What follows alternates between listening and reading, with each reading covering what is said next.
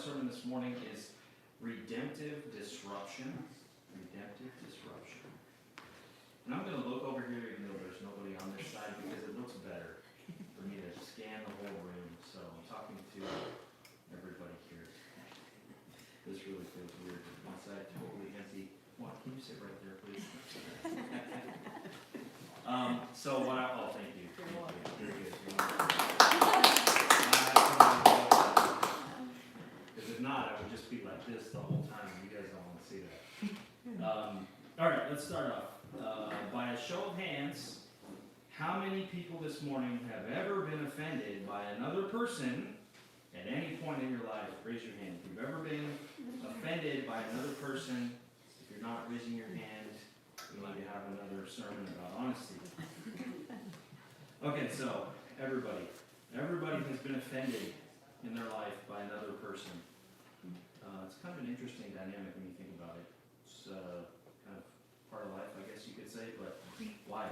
Why would it be part of life? Why would that be something that we all have to experience at some point or another in our life where, you know, even as a child or into your teenage years, you start to experience that thing where other people come against you and offend you for some reason, or they say something that offends you or whatever. All right, now, since everybody raised their hands and we cleared that up, by a show of hands, how many of you enjoy the experience of being offended by another person? Raise your hand. All right, we're on track. Nobody raised their hand. So you're trying to tell me this thing that we have to go through in life, no matter what, we don't get to enjoy? Well, that seems not like a good deal. I mean, why can't we enjoy being offended? One thing I do want to clarify is nowadays being offended means something different than probably it used to a long time ago. You know, I don't know, maybe 40 years ago, 30 years ago, there was a bit of a shift. The internet had a lot to do with it, right?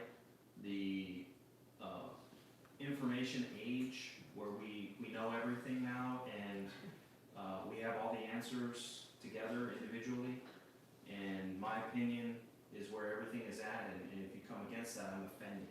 Well, I don't really think that's offense. I think people use the word offense and being offended way too loosely, right? When I say, and I'm talking about being offended, I'm not talking about someone who says something that you don't like. That is not being offended. If you feel offended by something someone says that you don't like, then you don't really truly understand what being offended truly means. You can't get offended over anything and everything because that seems like the culture now, right? Like everybody gets offended. What I'm talking about this morning are the actions or the words that rock us to the core of who we are. And something happens within us because of what someone else says, does, or how they act that affects our inner self and rocks us. To the point where after that moment, the strength of the internal feelings that you are feeling in that moment make it where it's really all you can think about for a short period of time. That is being offended. Where somebody does and says something, where I am so impacted internally that impact inside takes over what's going on with me in that moment. Where all of a sudden nothing else matters, no other words matter, because I am so rocked in my core by whatever it may be that I can't move on from that moment easily. Maybe it stays with me for an hour, maybe it stays with me for a few days. That is truly being offended. When we inside ourselves get hit to the core of who we are. It's not some superficial offense, right? On the surface. Ooh, I didn't like what they said. Or they shouldn't speak like that. I'm offended. No. It's when you're inside of who you are gets rocked. That makes you question something so deeply about yourself or about what they said or about what they did that it changes things in that moment. That's what I want to talk about. I want to talk about those moments in our life, but not in a way that you think I'm going to talk about it. To be honest, we don't experience moments like this very often in our life, or at least we shouldn't, where we're encountering something that impacts us so deeply, where we truly become offended for the way that I'm talking about today. It usually doesn't happen very often. Now, I will say some experience it more than others, and that's just a whole separate topic. But we all have to experience this at some point in our life, where life itself, either through something that happens or because of people, rocks us to our core. And we don't understand it in the moment. And it impacts us so much where we seem to dwell on it and we can't get past it, we can't think of anything else, and we're just messed up for a little while because we're trying to process, what just happened. And it even gets to the point where sometimes these interactions can become so painful that we actually will find ways to avoid them, right? Have you ever known somebody, and maybe they cause that to happen too often in your life, and you just are like, I'm not going to be around this person anymore. Well, that's all fine and dandy if it's like a coworker or a friend or something, but what if it's your family member that you got to see every other week? Well, that's fun. That's challenging. How do you get away from that, right? But we have this thing within us. It's a survival mechanism where if something's painful, we usually don't go back to it, or we'll find a way to circumvent it so we don't have to deal with it. And so we have a process of dealing with something like this, and sometimes we sit back and wonder why we might have to experience such a moment that offends us in a way that rocks our core, but sometimes those moments are exactly what we need. Sometimes being offended to the point where it impacts who you are inside is actually the moment that you're supposed to lean into. But we just established that pretty much everybody's gone through it, and maybe with a deeper explanation of what I'm talking about, maybe you haven't gone through that, where your inner core has been challenged by something someone has done or said to you. But most people go through it, and none of y'all raised your hand about enjoying the experience. I didn't raise my hand either, because I don't enjoy that. And yet, here I am saying that maybe that's something that I need. Maybe that's something that I should be leaning into when I go through a moment like that I should actually recognize that that's supposed to happen in my life in that moment, because that's the only thing that's going to change me.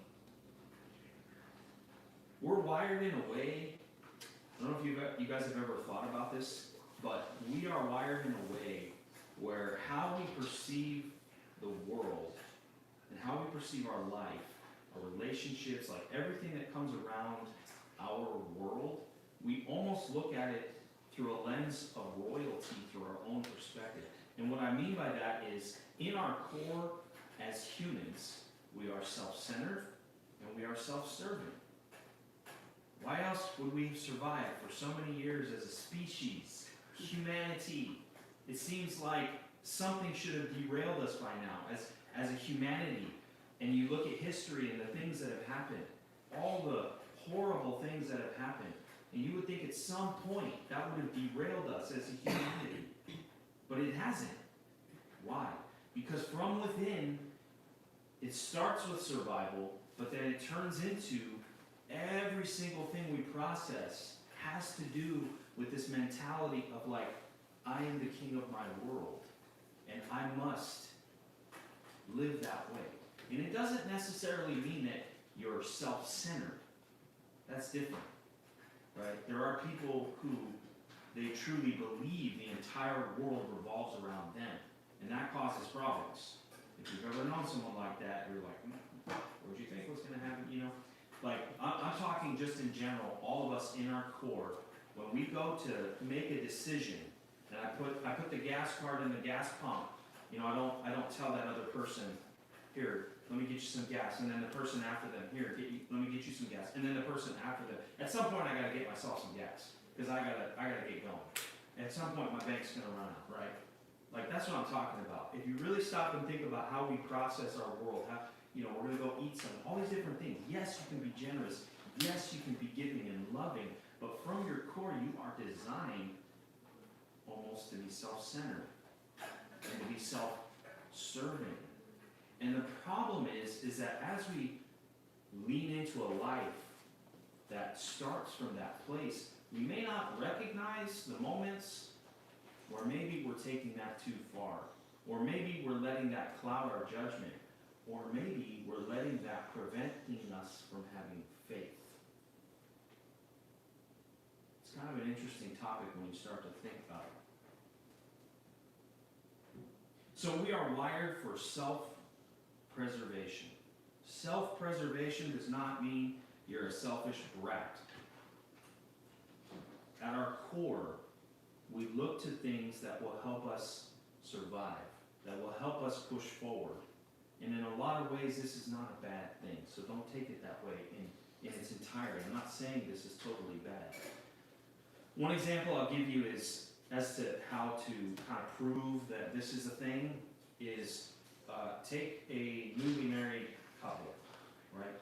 When you were newly married, there was a lot of adjustment that had to happen. Why? Because you have your life, and your spouse has their life, and all of a sudden, like two cars going at 100 miles an hour, they crash. And like a crash, the momentum of your lives can either mesh and go in a direction together, or they can bounce off of each other and go two separate ways. Why? Because we have that inner thing going on where we are self-serving, we are self-centered, we push towards things that will feed our lives and how we see them, and now all of a sudden, there's this person that we love that we want to spend the rest of our lives with that is messing all that up. Now I got to change who I am? Now I got to adjust for I don't do things like that. You know, like, I don't know what you and your family do, but I don't do that. Like, all these things start coming out as newlyweds, right? Why? Because you start to adjust. You start to adjust to this life. All of a sudden, you have to consider another person in everything you say, guys. In everything you do. And so, as you are married for longer and longer and longer and longer, which is why it's sad that a lot of people get divorced nowadays. Because pretty much outside of infidelity and abuse and things like that, pretty much you could work out any difference you have with the person. If both parties are willing and both parties are going to be mature about it and they're willing to come together and find a compromise, which means both sides will lose something because it's for the good of the team, you can work out almost any difference you have with somebody, right? You leave your underwear on the floor, we can solve that. We can solve that. We don't have to get a divorce over that, right? I'm joking, but I'm serious. Like, there are a few topics where, yeah, there's no like working around that, move on. But there's so many topics where really it just comes down to learning how to adjust your life in a way where you're thinking of each other instead of yourself. And that can be hard. And so you see with married couples, this maturity that comes along with it, right? And think of people you've known that have been married for 5 minutes, and then the ones that have been married for a year, 5 years, 10 years, 20 years. They're like, work through and think of different couples at the different stages of their marriages, right? All the way to the people you've known or you know that have been married for like 60, 70 years, right? Those people are so much fun to watch because they got it all figured out. They still irritate each other, right? Like you get in someone's house like that and it's funny to watch them. They still irritate each other, but they've figured it out where it's like we found a way to compromise our lives where we came together and we made it work. So there's a maturity that happens as you go through marriage, you grow. Because the other person you're living with that is more like a roommate than anything else, you're having to learn how to live with them in a way where how do we make this work together? And it only gets worse and tougher, not worse, but tougher as you're processing life and taking steps into the next part of life. Right? You're married, you have an apartment, you have a dog or a cat, no big deal. You buy a house, now all of a sudden you got some money invested in it. You have a kid, now all of a sudden you share a life with a child, and you will never break that bond, ever. For the rest of that child's life, You'll be the dad, you'll be the mother. You can't have, whether you get divorced or not, you be attached to that person for the rest of that child's life and beyond. So it's like, you have to learn a lot more maturity as the steps happen. As you invest more in that marriage, you got more, so they say, skin in the game, right? And now all of a sudden, there's a lot more impacted. There's a lot more impacted by this whole thing that we go through. My point was just to use that as an example to kind of show how we are wired, but how we can be rewired. Right? Like you can change. I can change. We can all change. We can grow. We can become better people. If I'm naturally inclined to be self-centered and self-serving as a young adult, and I come into this thing called marriage, and I have to change, and I have to be mature, and I have to realize I'm going to get some things that I want, and I'm going to get some things I don't want, because I have to give into that person a little bit, right? That's a compromise. Everybody loses. It's a better way to look at it than everybody wins. Because everybody wins, but we don't really care about what we're winning. We really care about what we're losing, right? In a marriage, when you're doing that compromise talk, and something's got to give, the right way to do it is everybody loses something. It's fair. You lose this, I lose this, we move forward together, happy as can be. But we're not looking at what we won, right? Because we're not wired that way. Because we're self-centered, we're self-serving. But that's when you know you've got a true compromise. A good compromise is when you lost something and I lost something. That's a good compromise. We don't think of it that way, but we should. So I want us to think about that. That was kind of the intro to get our minds kind of looking at how we operate as humans.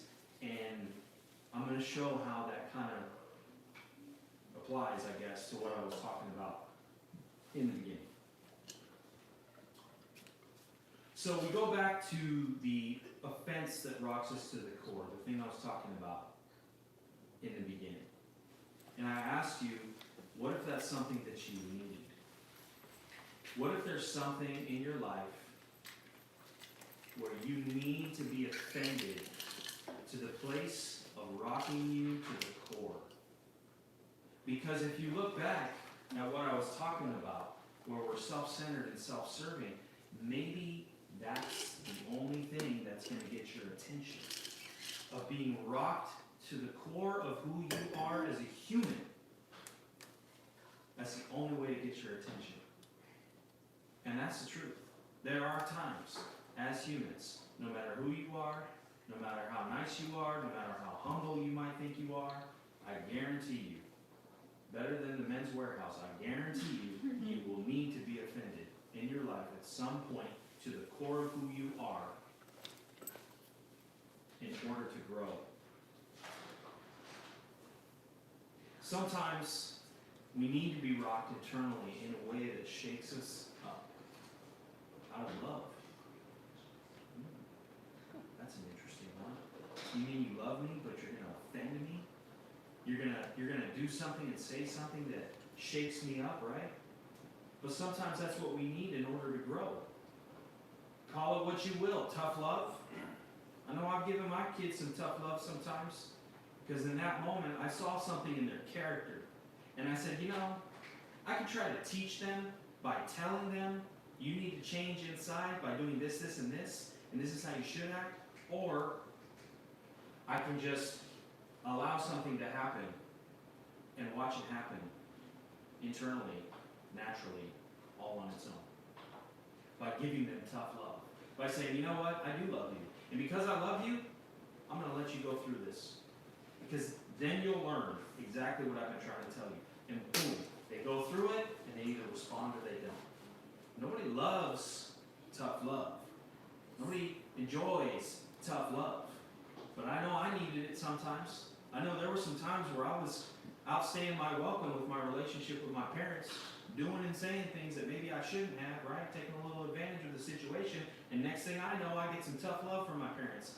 And yeah, it got my attention. And it sucked, and it hurt. And then after it was all said and done, I was like, man, I really needed that. I was so hurt in the moment, and I felt like I was betrayed by my own flesh and blood, and yet they did the very thing that I needed. I'm so glad they did that. It's amazing how this happens, where in the moment we hate it. In the moment we don't like it. I didn't raise my hand. I don't like being offended. But sometimes we need it. Sometimes we need to be shaken up with that tough love, right? There's another way to say tough love. Refining fire. Have you ever thought about that? Literally, not figuratively. God says He's going to put us through a refining fire to burn away the impurities. Fire is hot. It's going to hurt. I remember I burned the hairs off my hand one time doing a campfire thing, and I got too close to it. I'm like, ow. I don't want to be, get all the impurities from that. That hurts. If it comes from a good place, this tough love, this refining fire, does that mean it's good? These are all good questions. I'm not saying I have all the answers, but it's good to think about that. Is it a good thing to cause friction in order to obtain some desired result? I know some people who really believe that's true in everything in their life, and that's not the case. There are times when maybe that is the case. Maybe it's okay every once in a while when the moment is right and the circumstances are right and it's done with the right intentions and with the right parameters, that I allow a little friction to happen. Well, you could say, well, you're just arguing that the ends justify the means. Well, okay. Usually that's not the case, but sometimes it is. Sometimes in life, it's okay for that to happen. And since we're in church, let's connect it back to the Bible. Y'all ever realize that sometimes God does that to us? On purpose? On purpose. Now, this is not a Joel Osteen church. No offense to Joel Osteen. I'm not here to fill seats. I'm here to teach the way God taught me how to teach. Which is to your face, in your face, to the point, in your face. I think I mixed those up. In your face, to the point, direct. If you don't like it, that's okay. You don't have to agree with me. It's fine. We can still be friends. I won't be offended that you disagree with me. We don't have to have division. We can have unity. But I'm still going to say it for what it is. God will, at some point in your life, piss you off on purpose. Why? He will offend you to the core. Why? Because He sees our heart. He sees exactly what's going on with us. And I believe before He does that, there are so many little things that He will have come our way. And He's putting His foot in the water. Are they going to be receptive to what I'm saying? And maybe in most topics we are, but there's that one thing, by golly, we will not budge on. Our heels are stuck in the mud. We have a hardened heart. Maybe we were sinned against, or whatever the circumstances are. And He's trying to reach us in a moment, and we don't respond. So guess what? He's going to be like that loving father that's like, okay, I've tried to teach you. I've tried to show you. And clearly, I see your heart. And the only way to get you to respond is if I allow something to happen that's going to offend you to the core of who you are.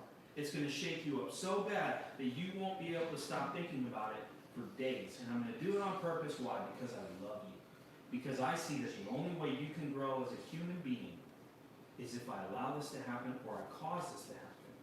Now, I'm not saying that God causes all the bad circumstances in your life. I'm not saying that. But what I am saying is that sometimes things won't work out the way we think they should in a way that offends us. Because He's trying to get your attention. And He's trying to see if you'll respond correctly. And that, my friends, when we do respond correctly to those moments, that is when we see supernatural, miraculous things happen through our own self. Where all of a sudden, our stars align with His stars and everything works out. Why? Because it took that moment for us to realize that we were not in the right place. It took us being offended to the core. Because He always sees where we're at. He knows what it's going to take to get our real attention for our heart in that moment. So this morning, this whole concept that I'm talking about, I believe, is redemptive disruption. Where with the intent of redeeming us, God disrupts our lives a little bit. If he does something on purpose, or he allows something to happen, not in a way where it's out of control. He's God, he's in control, he knows what he's doing, and he's not trying to hurt us. He's trying to help us. And he knows that we got to go through something a little more difficult than just hallelujah, amen, everything's working out for my good and I don't have to worry about anything. That's not life. So if that's not life, and we are made in his image, and sometimes people need to be shaken up, well, maybe that's just how it is. And maybe we need to accept the fact that sometimes God is going to have these things happen. I mean, let's face it, with Paul, Jesus simply knocked him off his horse, made him blind for a few days, and asked why he was persecuting him. Ouch. That probably didn't happen in a way that Paul enjoyed. I don't think Paul enjoyed that. Because Paul was pretty sad. When you read about Paul, before Paul, he's Saul. He's a pretty smart guy. He's pretty honored in his culture. Like, he was the man. And he's killing Christians. And, I mean, they're acting like he's great because of it.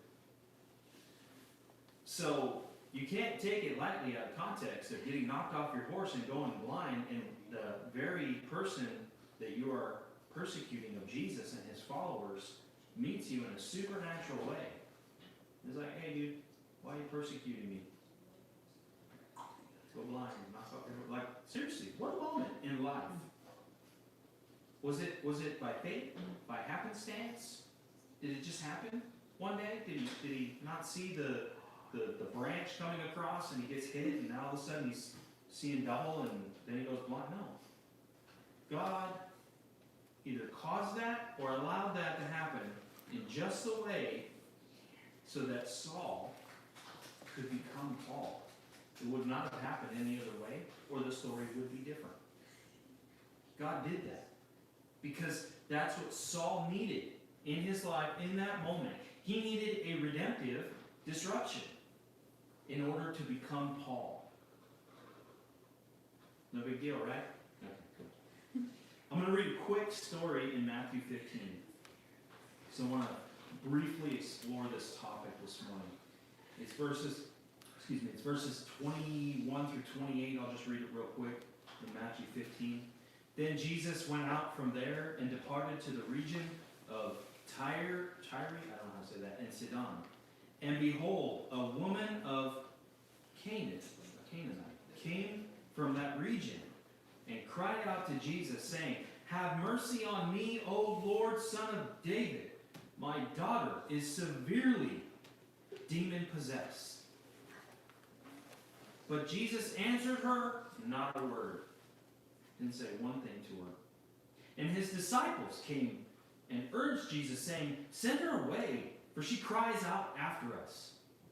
And then Jesus answered and said, "I was not sent except to the lost sheep of the house of Israel." Ouch. Then she came and worshipped him, saying, "Lord, help me." But then Jesus answered and said, "It is not good to take the children's bread and throw it to the little dogs." Whew, this is getting good. And then she says, "Yes, Lord. Yet even the little dogs eat the crumbs which fall from their master's table." Then Jesus answered and said to her, "O woman, great is your faith. Let it be to you as you desire." And her daughter was healed from that very hour. It's not very often that Jesus praises somebody's faith. It only happened a few times. What an amazing story this is. Such a small little portion of Scripture that you could easily overlook. But this is powerful, man. This is really, really powerful when you get to the nuts and bolts of what's happening in this story. She's a Canaanite woman. She is not a child of Israel. So she's an outsider. What we would call a Gentile. Anyone outside of God's children. She falls in that. And she approaches Jesus desperate for her daughter. And clearly she expected to be helped in that moment, or she wouldn't have done it. She went to somebody that's outside of her norm, her culture, into the culture of those that they are against and cries out to this guy they call Messiah. I heard these stories that this guy can heal people, so I'm going to go see him for my daughter. So she was expecting something to happen. And what did she get from Jesus?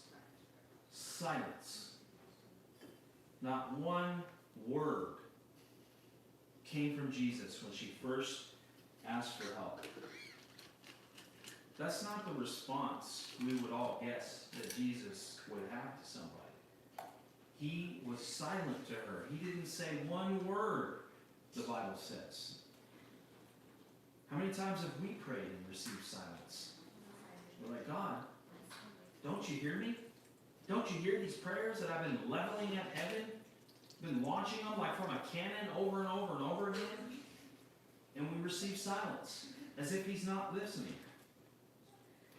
Maybe you've even questioned whether God is even hearing your prayers, because you get to the point where after so many times of praying, or so many years of praying the same thing over and over, does he even hear me?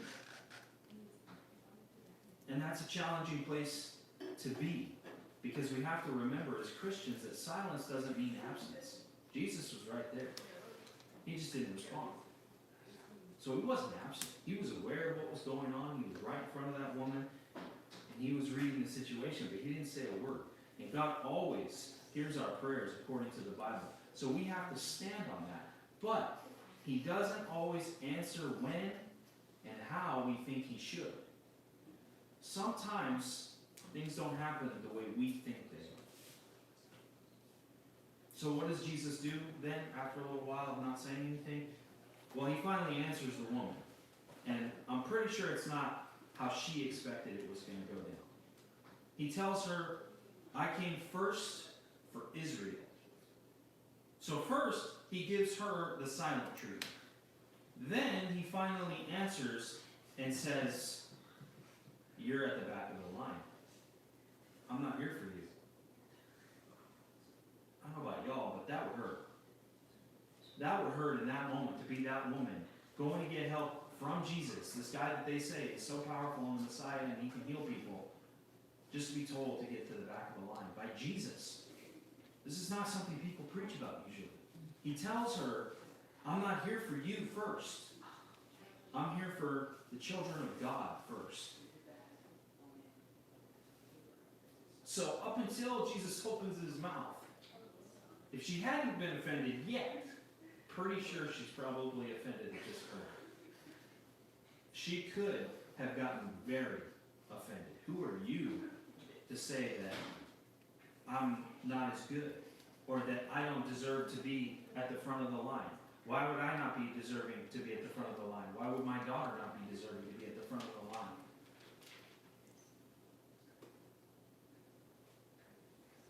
So she could have been offended. She could have understandably at that point just walked away. It doesn't say that she did that, but I think we all can relate to that moment where she probably could have walked away. Maybe you know somebody in your life that would have walked away. Maybe you would have walked away. I don't know. So, first he doesn't answer, then he tells her that, right? Another obstacle, another opportunity to be offended and leave. And I've honestly met so many people in my life that would allow that offense to creep in and cause them to leave. I've seen moments in people's lives where I'm like, man, clearly God is trying to work something out through you, and you're letting that offend you to the point where you're walking away. And that's sad, because you're so close. You're right there. But clearly God wants to see something change in you. So sometimes this happens, right? So first he gives her the silent treatment, then he tells her basically, get to the back of the line, get to the back of the line. But then, that's not even the worst of it. Maybe she's offended, maybe she's not, but Jesus doubles down. And he makes a statement. It is not good to take the children's bread and throw it to the little dogs. Do you guys see the inference of what he's saying there? I came for Israel first, and I'm not going to take what was intended for the children of God and throw it to the dogs, the little dogs. He doesn't say the stray dogs. He says the little dogs. This is Jesus. Jesus Christ of Nazareth is telling this woman that not only are you at the back of the line, but what I have for the people of God, I shouldn't just throw to the floor. How many of you cook an amazing meal and then put it on the ground for your dog to eat? You love the dog. They're just not that high in the pack, so to speak, right? Like they come second. You're going to take care of your family first. And then maybe there's a chunk that you can throw on the ground and they can get it. Whatever. But you don't intend to give them that good food. That's why we have dog food nowadays. It's not really good for them anyways, but they have their food and we have our food. And ours is always better. I don't know anybody, I've never met anybody whose dogs eat better than they eat. Their dogs may eat really good. Like I've met some people that drop serious money on dog food, and it's just hilarious to me. And yeah, I'm gonna pray for you, brother. But they will never eat better than the owner, ever. That's that survival mechanism, that self-serving thing, right? But man, I don't know about y'all, but when I read this, I was like, wow, I can't believe Jesus just said that.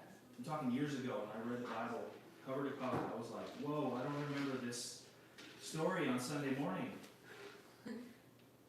And it's not, the church body a disservice by not preaching about stuff like this, because then we go in those encounters where maybe God is trying to get our attention and offend the living crap out of us, and we're like, what just happened? I don't remember this on Sunday morning. This is hard. They didn't say it would be this hard. They didn't say it would be easy, but I didn't know it would be this hard. It's not good to take the children's bread and throw it to the little dogs. Who does this guy Jesus think he is? If we're being really honest, she should have been offended at this point. If she wasn't already offended, this should have offended her. You don't say something like that to make friends. You say something like that to make a point and to offend somebody.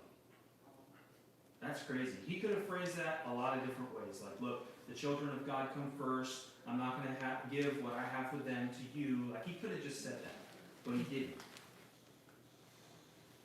If that was today, and that woman was offended, man, she'd be blasting Jesus on social media.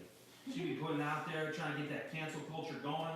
Let's come against this guy. Can you believe what he just told me? How dare he say that about me and my culture? Who does he think he is? It would have been rampant. Everybody would have been trolling that, right? And everybody knows the right answer because everybody's opinion matters. No, it doesn't actually, but okay. The most interesting thing happened in this story. She didn't get offended.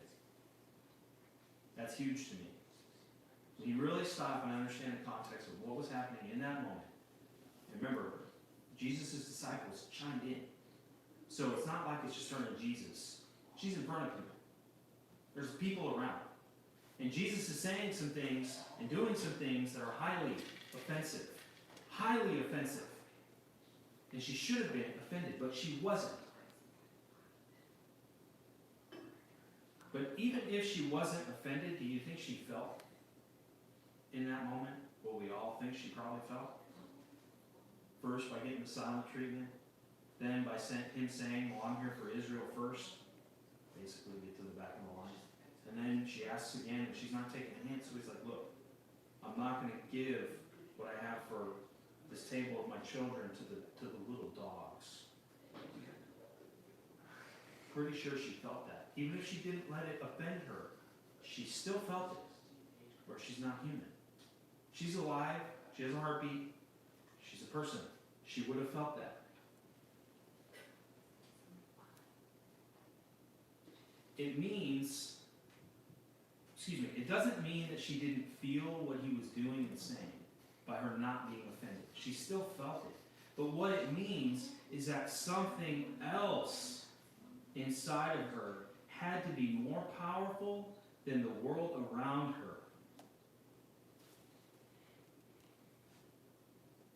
I'm going to say that again because I didn't get the response I was looking for. She didn't get offended, right? And it doesn't mean she didn't feel what he was doing or saying. It means something else inside of her had to be more powerful than what the world was doing around her. if she didn't get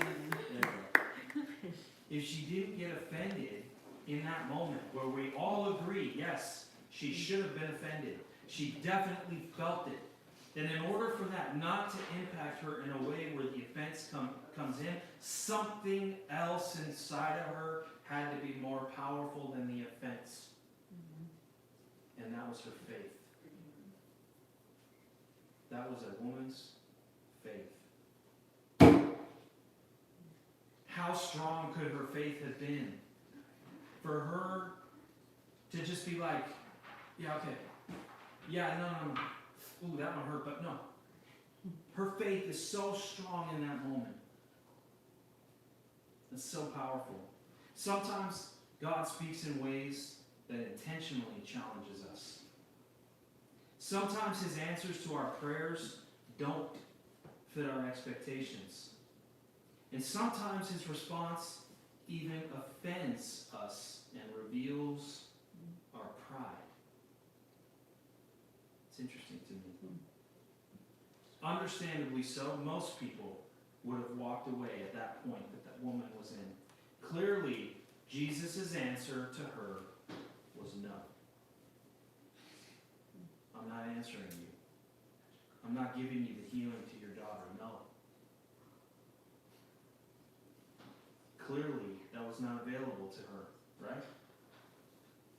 Just based on that point of the story that we've gotten to, it wasn't available to her. When we go in those moments where God is saying or doing things to where it kind of hurts us inside, he's not doing it to hurt us. He's doing it to reveal the deeper issues in our hearts. Because sometimes those issues are so deep in our heart and have impacted us in such a way that it takes that for it to come back out to the surface, to reveal that. Imagine being in a moment like that where you're really relying on God and you're believing in him for something and he gives you the answer no. Or he does or says something that affects you to the core of who you are. When God says no, or when he tells you wait, or he says no, not yet, what comes out of us? Is it anger? Is it entitlement? How dare he? Maybe some bitterness.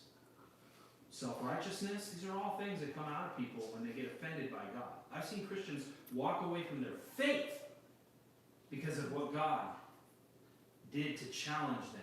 And what did it reveal? One of those things. And for some, all of those things. All the above. Right? God challenges them and then it all comes out. Holy moly. But the woman responded differently. How is that so if that was not for her? The answer was no.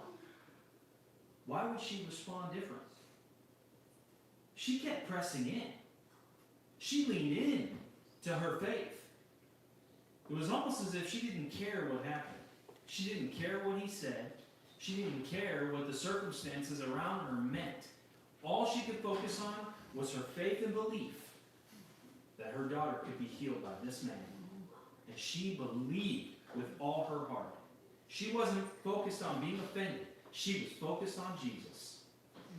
And we know this because of her response. What did she do? She read right through what Jesus said. And she even played into it. He just called her a little dog. And she's like, well, that's okay. Even the dogs eat the crumbs from the master's table. Woo! That's faith. That's fine, Jesus. I'll be your little dog. Because sometimes stuff falls off the table. And that's all I need. I just need that one little crumb. That's it. And my daughter's going to be healed. I know it. That's some serious faith. To get through that whole encounter in front of people and to still be so dead set and focused on her faith in Jesus' ability to heal. She's basically telling Jesus, I may not be your primary focus right now, but I can